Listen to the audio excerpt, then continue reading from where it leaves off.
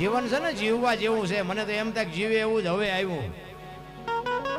આપણા ગઢે હોની નોટ નહોતી ભલે એમ માથે વરસાદ થાય શું ઘટે છે તોય રોવે જ છે હારા બધા.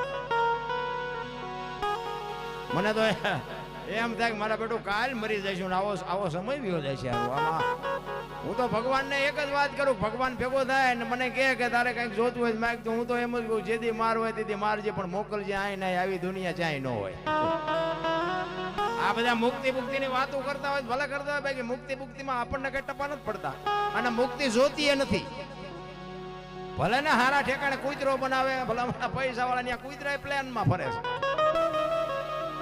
પણ આવી દુનિયા બાબુ હોય નહીં. લખી લેજો. આપણા ગઢાએ તમે જોવો તો ખરા કેવી બાબુ આપણા ગઢા જિંદગી જીવ્યા છે. વાહન મકાન રૂપિયા લોઢા હવામાં ઉડે હિલોળા કરે એવું મળ્યું ભલામણ. અને એમાં આ ભજન ભાવ ને આ ભક્તિ એટલે આ ભક્તિ છે ને ભક્તિ બધી કરે છે બધા બહુ. એમાં પેલા કરતા અત્યારે બહુ ભક્તિ છે. કથાયું માંડવાન તમે જુઓ તો હવન ને પૂજાયું અર્થ નાયું પણ મને એમ થાય ખરો આ બગાડ કેમ નથી અટકતો? આટલી બધી ભક્તિ છે તો બગાડ ક્યાં ના અટકે? એટલે કઈક ઊંધું રંધાય છે એવું લાગે છે. આમ કોઈ આ લાખો રૂપિયા માણા દાનમાં દે ખોટા દેશે એવું તો આપણે કહેવાય નહીં. 5 ગામ ધુમાડા બંધ ભેગા જમતા હોય, લાખો રૂપિયાના દાન દેતા હોય, મોટા મોટા મંદિર બનાવે, મોટી મોટી મૂર્તિઓ બનાવે તો હારું મને એમ થાય કે હારું આ અટકતું કાં નથી? એટલે આ બધું વિચારવા જેવું છે. આપણે બધી વાતો કરશું પણ સોનલબેન આવ્યા છે. હજી એક મારો દીકરો ગાય છે એ આવ્યો છે. કારણ કે મારા દીકરાને હું ક્યારેક લઈ જાઉં ને એ હાટું જ લઈ જાઉં છું કે આ જોકે મેં પહેલ પાડ્યા એવું ન કહેવાય, એ કંઈક મારા નાથની કૃપા છે. પણ તમારે તમારા સંતાનને બાપુ પહેલ પાડજો એમ મારો કહેવાનો. એક મંદિરે જતા શીખવો, મા બાપને પગે લાગતા શીખવો, કોઈ આપણા ઘરે સાધુ સંત આવ્યો હોય તો પગે લાગતા શીખવો.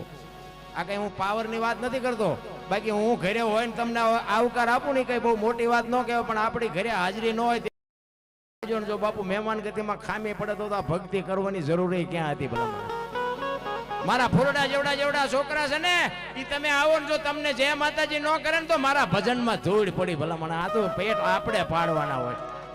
સંસ્કાર જો બજારે મળતા હોત ને તો આ પૈસા વાળા આપણા હાટું કઈ ન વધવા દે. પૈસા વાળા છોકરા ઉભા વાડા જેવા રખડે 45 વર્ષથી. આપણે દીકરા જેટલા કે લગ્ન જ નથી થયા, દીકરીઓ નથી દેતા. શું પૈસા ને ગુડવા છે? સંસ્કાર મહાપુરુષો એટલા માટે કહે છે કે સંપત્તિની જરૂર નથી, સંસ્કારની જરૂર છે. સંસ્કાર અને સંપત્તિની આખી વાત છે ને જુદી છે. સંસ્કાર હોય ને તો વહેલી મોડી સંપત્તિ આવે, સંપત્તિ હોય તો વહેલા મોડા સંસ્કાર આવે એવું ન હોય. આ લંકામાં આવ્યા ઠેઠ સુધી આખી દુનિયાને ખબર છે કેમ ન આવ્યા. અને બહાર ગામ જાઓ ને બાબુ તમારી સંપત્તિ ચોરાઈ જાય, સંસ્કાર કોઈ દી ચોરાય નહીં. અને આ દુનિયા છોડીને તમે જાઓ ને તેથી તમારા સંસ્કાર ભેળા આવે, સંપત્તિ ભેળી ન આવે. સંપત્તિ જુદી બાબત છે, સંસ્કાર જુદી બાબત છે. પૈસાની જરૂર પડે, મારે જરૂર પડે. આ હમણાં કહેતા હતા ને પૈસા આવડે અમને લેવા નથી, લેવાના જ છે. નથી શું લેવાના? ચોખીન ચટ વાત નગર તો અમારા છોકરા શું ખાય? પણ અહીં જે આવે ને એ ગાયો માટે છે. અહીંયા જે વરો ને એ ગાયોના. જોકે તમારા અહીંયા ઘણા બધા પ્રોગ્રામ કર્યા, તમારા બધાનો આ પૂનદાનમાં જબરજસ્ત ફાળો છે. હું તમને સલામ કરું છું. ખરેખર હું જો વખાણ કરવા નથી આવ્યો, એક વાત તમને કહું. રામા મંડળ છે, તમારા માતાજીના મંડળ છે, ભજનમાં જે કાંઈ પૈસા આવે આ હીરાભાઈના મહાદેવભાઈના બધા ઘણી વખત બોલાવે અને આ જે કાંઈ પૈસા આવે એ ગાયોના ઘાસચારામાં પારેવાની જાહેરમાં ખરેખર ધન્યવાદને પાત્ર. આ બાબુ આ તમારો મારો જે 10મો ભાગ કંઈક નીકળે છે ને એ તમારી મારી ઉન્નતિ છે, એક લખી લેજો. બાકી આપણા ઘરમાં ભર્યું બધું આપણું છે, વ્યામમાં ન રહેતા ને કે દવાખાને દી આવવા પડશે. એટલે ધન વધે ને તો ધર્મ વધે ને ધર્મ વધે પછી મન વધે ને મન વધ્યા પછી બધા એમાં માન વધે. એ બધું વધત જાય. પછી ધન ઘટે તો ધર્મ ઘટે ને ધર્મ ઘટ્યા પછી મન ઘટે.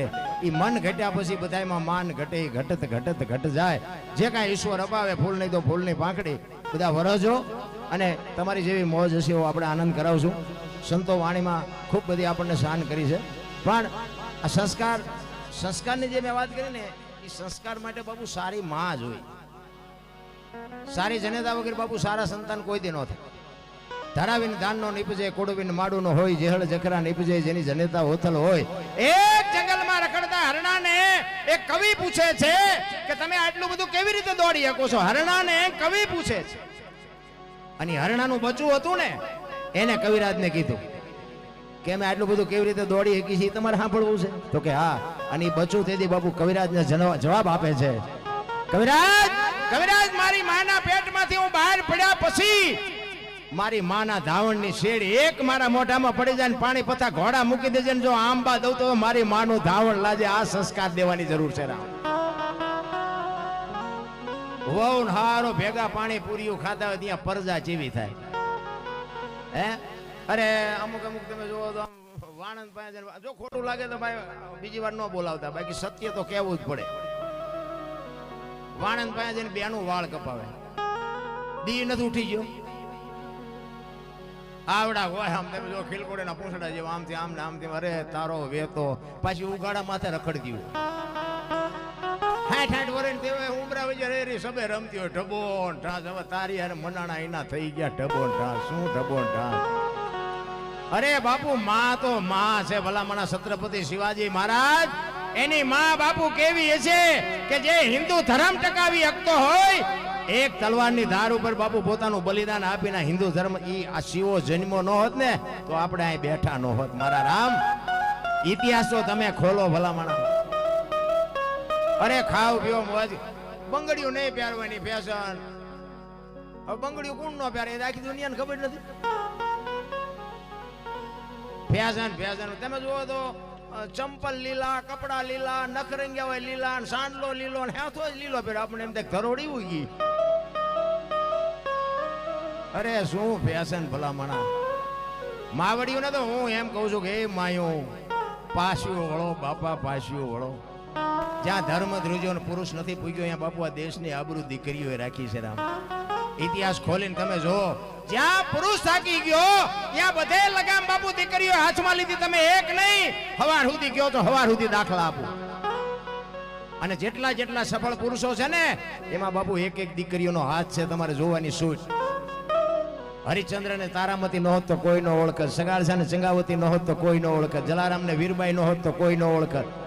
વિચાર તો કરો, સવારામ બાપા ને જબુમાં ન હોત તો કોઈ ન ઓળખત, દેવદાસ બાપુ ને અમરમાં ન હોત તો કોઈ ન ઓળખત. એક એક ભગવતીનો હાથ છે. અખિલ બ્રહ્માંડ નો માલિક જેથી બિલખાના પાદરમાં આવ્યો એક વાણિયાના ઘરે અને દીકરો કપાયો ને પછી ન ખાધું ને, ઇતિહાસ લાંબો છે ટૂંકામાં કહું, એ દીકરો ન ખાધો ને થાળીને ઠેપુ મારીને ઉભો થઈ ગયો કે તમે વાંજિયા થઈ ગયા. અને ભાઈ સગાળસાની માથે હાફ ફાટ્યો. અરે તારી ભલી થાય. અને દીકરો કપાયો ને હવે એમ કહે છે કે મારે ખાવું નથી. અને તે દી બાપુ આ ભારતની આર્ય નારીએ બાપુ લગામ હાથમાં લીધી કે તમે બેહી જાઓ, હવે બાવાનું હું સંભાળી લઉં. કેવી રણચંડી બની છે એક વાણિયાની દીકરી ભલામણ. ઈ બાપુ આમ ઉભા થયા ને કીધું હે બાપુ બેહી જાઓ, બેહી જાઓ. ક્યાં જાવ છો? જેમાં વગર નથી જવાનું. હણકો કાઢી વાળ છૂટા મૂકીને હાથમાં કટાર લીધી. હો ભાઈ, ખડકી આડી કરીને કીધું કે બાપુ બેહી જાઓ, જેમાં વગર નથી જવાનું. હવે તો પડમાં ઉતર્યા પછી ખેલ ભજવી લેવાનો હોય. આંતરડા કાઢવા પડે તોય ભલે, માથું ઉતારવું પડે તોય ભલે. ઈ ભારતની આર્ય નારી કહેતી હોય કે બાપ જાણી તને કહું છું બાવા, મારા પેટ છે મહિના 5, આશરો સીતારામનો આય કોઈ નો જાય નિરાશ. બાવા બેહી જા મારા બાપ, હવે બેઠો થઈશ માં બાવા, તને જમ્યા વિના નહીં દઉં જવા. બાપુ આમ કટાર કરીને ભગવાન ધ્રુજી ગયો. ઈ દીકરીઓ એટલા માટે મારે કહેવું પડે છે કે તમે તો શક્તિઓ છો. અખિલ બ્રહ્માંડના વિશ્વનું બાપુ જો સર્જન કર્યું હોય તો માં ભગવતી દેવી શક્તિએ કર્યું. આ માં ખોડિયાર, ખોડિયારનો ઇતિહાસ આપણો જોવો તમે. એક જોવો મામડિયા ચારણ કવિરાજ, એની દીકરીઓ હાથ આવળ જોગળ તોગળ સાસુબાઈ બીજુબાઈ હોલબાઈ માં ભગવતી ખોડિયાર. અને એક દીકરો મેરખ્યો. અને ઈ મેરખિયાને હરફ 10 થાય અને કોક વૈદે કીધું કે પતાળમાંથી અમૃતનો કૂપો લઈ આવીને દિવસ ઉગ્યા પહેલા જો આવીને આ દીકરાને મોઢામાં પાણી આપો તો આ દીકરો બેઠો થાય. અને તેથી માં ભગવતી ખોડિયાર બાપુ એમ કે એક બાપુ ભેળી અને ગાંઠ વાળી અને હુરજ નારાયણને કહે છે કે હુરજ, અમારી હાથે બેનુનો ઉતારો વયો જાય, અમારી હાથે બેનુના જીવ જોતા હોય તો લઈ લેજે, પણ મારા વિહામાં કાંઈ થાય નહીં. મારા બાપ, હું અમૃતનો કૂપો લઈને આવું ત્યાં સુધી મારા બાપ થોભી જાય. અને બાપુ હુરજ જો થોભી ગયો હોય તો આ દીકરીઓ શું ન કરે. દીકરીઓ ના કાંઈક ઇતિહાસ છે મારા રામ, એટલા માટે કહું છું. અને ભાઈઓએ કંઈક કર્યું હોય કોને મારે જે કહેવા થાય, કાંઈ કર્યું જ નથી. અરે હું તો એમ કહું છું કે આ બૂસ મારવાના બંધ કરી દઈએ તો ઘણું કર્યું એવું લાગે. ઘણા લઈને પછી એમ કે નો દે શું કઈ કઈ ન કરી, ફરીને તારો વૈસવા ન કરી, બીજું શું તારી ઉપેટ કાઢી કે એમાં કઈ બીજું તારી પાસે કઈ કર્યું નથી.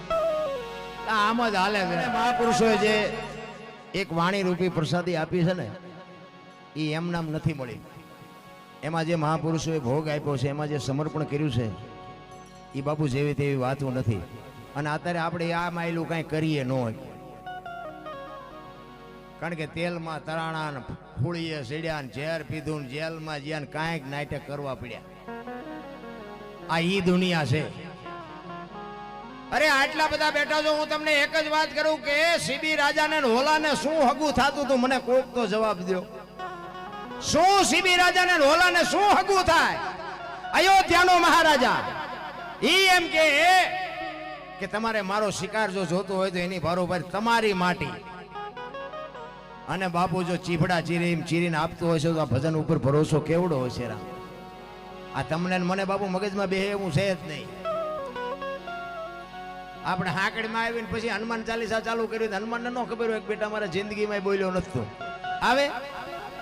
પણ રોજનું બાપુ આપણું બેલેન્સ હોવું જોઈએ, રોજનું. હરીની હાટડીએ મારે કાયમ હટાણું. ભલામણા શું મહાપુરુષોએ કીધું છે તમને અને મને. એક મહાપુરુષોએ જે શાન કરી છે કે મેં કેવી ની માર્ગે હાલો, કોઈ દી જિંદગીમાં કાંટો ન વાગે. જોકે મેં તો હું તો જ્યાં જાઉં ને આ બધે કહું ભાઈ મારો ઇતિહાસ તો જેસલ કરતા ખરાબ છે. હા, આપણે કઈ સારા કામ કર્યા જ નથી, પણ આપણો મેળ પડી ગયો કેમ હાલે છે મારો રામ જાણે, આપણને કાંઈ ખબર નથી. ઘણા મને એમ કે તમારું કે હાલી ગયું નહીં. મેં કહ્યું તમને તકલીફ નથી ને કઈ? પછી એમ કે આ હાલવું ન જોવે. બોલો, હજી તો આખી દુનિયા માને છે તો હજી આપણા નથી માનતા. અને આપણા આપણને નડે ને એટલે સમજી લેવાનું ઠાકર ત્રાજવી આવ્યો હોય તો જ આપણા આપણને નડે, ને કે આખી દુનિયા ઓળખે ને આપણા ન ઓળખે. આ મીરાને કોણ નડ્યું? રાણો. નરસિંહ મહેતાને કોણ નડ્યું? એની નાય. પ્રહલાદને કોણ નડ્યું? એનો બાપો. પાંડવોને કોણ નડ્યા? એના ભયું. પોતાના નડ્યા ને પછી ઇતિહાસ થયા. એટલે મારે આમાંથી હું નીકળ્યો છું હોરો, એટલે મને મજા આવે છે. મારા મને કંદડા ને એટલે મને એમ થાય કે ઈશ્વર ત્રાજવી આવ્યો હોય તો જ આપણું લોહી પીવે. આખી જગત આપણને માને ને આપણા નો આપણને માને, એની વાત છે. મારો કહેવાનો મિનિંગ કે એક ઘડી આધી મેં પુનિયાદ બાપુ 24 કલાકમાં જે સદગુરુ મહારાજ તમને મને જે આપે છે ને, જે કાંઈ શબ્દ આપે, કારણ કે આમાં અત્યારે પાછું હાલ્યું છે જેવું ચેલાને કાંઈ જોતું નથી ને ગુરુને કાંઈ દેવું નથી. અરે તમે જુઓ તો ચારે બાજુ અમારે 10,000 ચેલા છે, ઓલો કે 5,000 ચેલા છે, પણ તમે જુઓ તો સાંટો ન પીડ્યો હોય મારી પાસે. જાજો ભાગ તમે જુઓ કિનારની બધા ઓલા આપણે વાવણી કરે ને, વાવણી આપણે ખેડૂત હોય ને ખબર હોય, વાવણી કરે ને 3 પ્રકારની વાવણી થાય. ઉપર પીડ્યું એ ન ઉગે ને ઉડું જીવો એ ન ઉગે. બરોબર, આ મેળમાં પીડ્યું એ ઉગે. અમુક જગ્યાએ આપણે જઈએ ને એટલે આપણે જે કઈ પૂછ્યું ન હોય ને થાય તરત ચાલુ કરી દે. રામે આમ કર્યું હતું, કૃષ્ણે આમ કર્યું હતું, શિવે આમ કર્યું હતું. આપણે એમ થાય કે ઉપર પીડ્યું ઉગે નહીં. અમુક જગ્યાએ આપણે પૂછ્યું ને કે બાપુ આ એક પ્રશ્ન મૂંઝવે છે, કઈ કયો ને આમાં કઈ શંકાનું સમાધાન નથી થતું. એટલે એ કે આ બધી ગહન વાતો છે, આ તમને ન ખબર પડે. એટલે આપણે સમજો કે આ ઊંડું જીવ છે. ખબર જ ન હોય પછી ગહન ની માંડે ને. દેવાયત પંડિત ને બાપુ 750 સેવક હતા, પરીક્ષા કરીને 4 જ વધ્યા, અત્યારે એકય ન વધે. કહેવાનો મારો મિનિંગ એ છે કે તમે સદગુરુ મહારાજ ને તન મન ધન જો આપ્યું હોય તો તમે બાપુ એક સદગુરુ મહારાજ ને એટલું તો ચોક્કસ કહી શકો બાપુ હું કોણ છું, ક્યાંથી આવ્યો છું, ક્યાં છું ને ક્યાં જવાનું છે. બાકી તો આ બધા ઓલા હટાણું કરવા આવ્યા એવું છે બધું. અરે હું કોણ છું બાપુ? મીરાએ કીધું આત્માને ઓળખ્યા વિના લખ 84 નહીં મળે ને તમારી ભ્રમણાને ભાંગ્યા વિના ભવના ફેરા નહીં મળે. કાંઈક કરવાની જરૂર છે. મારો કહેવાનો મિનિંગ એક તમને તમારી નો ખબર પડે, મને મારી નો ખબર પડે તો આ ભજનનો અર્થ શું? ભજનમાં બાપુ બેઠા હોય ને, તમે જો ભજનમાં જ બેઠા હોય તો ઘડિયાળમાં ન જોવું પડે ને, ચા ની જરૂર ન પડે ને, બંગાવું ન આવે તો સમજી લેજો ભજનમાં બેઠા છે. અમારે કોઈને વેરાગ નથી લગાડવો. અમે રાડું પાડી છે ને અમારા હાટું, તમારા હાટું પાડતાય નથી. હા તો અમે આગળ રાડું પાડી, અમે એને કહ્યું કે એકાદી રાડ મારા બાપ અમારી સાંભળજે. અમારો કોઈ હિસાબ નથી. આ તો ગંગા હાલી જાય, પીવો ન પીવો તમારી મોજ. પણ પીવા જેવું છે. પછી આપણે શંકાના સમાધાન માટે ગમે એ વાતો કરીએ, ખોટી વાત. ઘણા નથી કહેતા કે ગંગાજીમાં નાઈ લઈશું એટલે પાપ બળી જાય છે. ગંગાજીને કાંઠે રહેતા રોજ ની ધૂપકા દેતા હોય, એમ પાપ બળી જાય? એ તો બધી મન મનાવવાની વાતો છે. ભલામાં અહીંયા જાવ ને, અહીંયા ગંગા માને કોઈ પૈસા લાગતું નથી. માલપા પૈસા જ ગોતતા હોય છે, રોજ નાઈશ માલપા. તો ગંગાજી નો ઉદ્ધાર ન કરી દે.